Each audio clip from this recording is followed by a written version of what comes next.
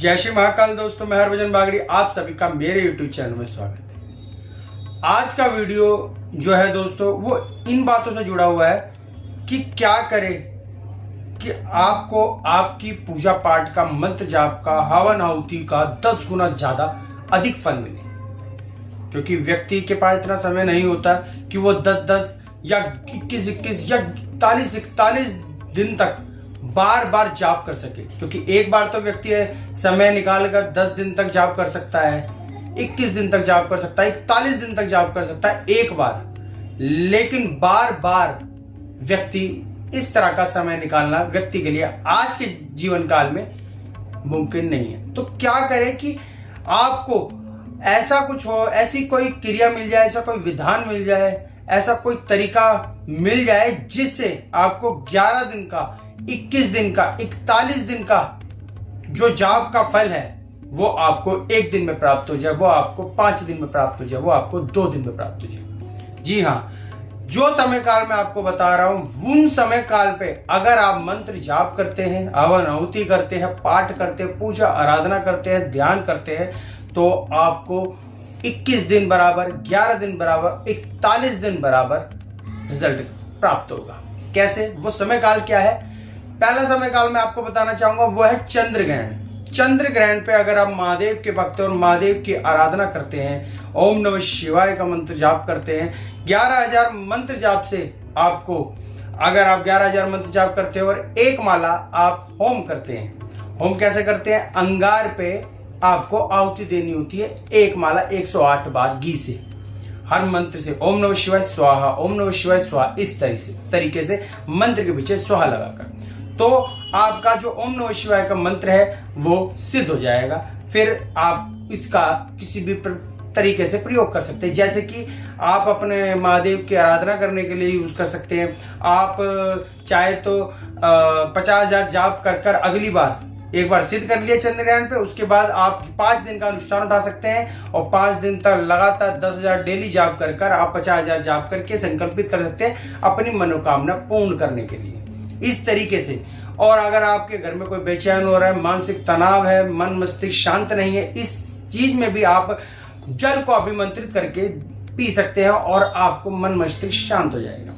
इस तरह के प्रयोग से आप छोटा सा सिद्ध करना है मंत्र एक दिन का, और उसके बाद आप कभी भी अपने जीवन काल में इसका इस्तेमाल कर सकते हैं अपने स्व कल्याण के लिए। आगे बढ़ते हैं कि चंद्र ग्रहण में अगर आप कोई भी मंत्र, कहने का अर्थ यह है कोई भी मंत्र आप सिद्ध कर सकते हैं कम जाप में। 11,000 कम से कम जाप होनी चाहिए और 2 बैठक में करें। एक बैठक में करें सबसे उत्तम, 2 बैठक में अगर मजबूरी है तो कर सकते हैं। आगे बढ़ते हैं, अगर सूर्य ग्रहण पर अपने वजन के बराबर गेहूं को दान करते हैं आप, 7 अलग अलग प्रकार के अनाज लेकर 7 बार अपने ऊपर से उतारा करते हैं और पशु पक्षियों को डाल देते हैं, तो आपके ग्रह दोषों में शांति आ जाती है तत्काल। सूर्य ग्रह से जुड़े हुए जो भी दोष है उनमें शांति आ जाती है। और इस समय काल में अगर आप माँ दुर्गा की आराधना करते हैं, माँ काली की आराधना करते हैं, भैरव बाबा की आराधना करते हैं, नरसिंह भगवान की आराधना करते हैं, या अपना मंगल दोष, सूर्य दोष शांत करते हैं इस समय में, तो कम जाप में आपको 10 गुना ज्यादा अधिक फल प्राप्त होता है। आगे बढ़ते हैं, और समय काल दूसरा है दोस्तों अमावस्या का। अमावस्या का समय काल षटकर्म के लिए सबसे उत्तम माना गया है। षटकर्म मारण, मोहन, सम्मोहन, वशीकरण, उच्चाटन, विद्वेषण, किसी का भी मारण करने के लिए, किसी का भी वशीकरण करने के लिए, किसी को भी नेस्त नाबूद करने के लिए, उसका एक्सीडेंट करवा देने के लिए, उसे रोगी कर देने के लिए, मानसिक पीड़ा देने के लिए, किसी को भी कष्ट देने के लिए अमावस्या का काल तांत्रिक लोगों के लिए बहुत ज्यादा शुभ माना जाता है। अमावस्या के काल पे आप किसी भी प्रकार की प्रेत सिद्धि कर सकते हैं, किसी भी तरह की इत्र योनि की जो भी नकारात्मक ऊर्जा है वो सिद्ध की जा सकती है कम जाप में। कम जाप में आप किसी भी तरह के टोने को 10 गुना ज्यादा फलदायी बना सकते हैं। यह समय काल सबसे ज्यादा तीक्ष्ण माना जाता है। आगे बढ़ते हैं दोस्तों, गुप्त नवरात्रि। गुप्त नवरात्रि का समय काल एक ऐसा समय काल है दोस्तों, ये नवरात्रि तो है लेकिन गुप्त इसका नाम है इसलिए रखा गया क्योंकि ये तांत्रिकों के लिए, साधकों के लिए माना जाता है। और ये 9 दिन के नहीं, ये 10 दिन का काल माना जाता है दोस्तों।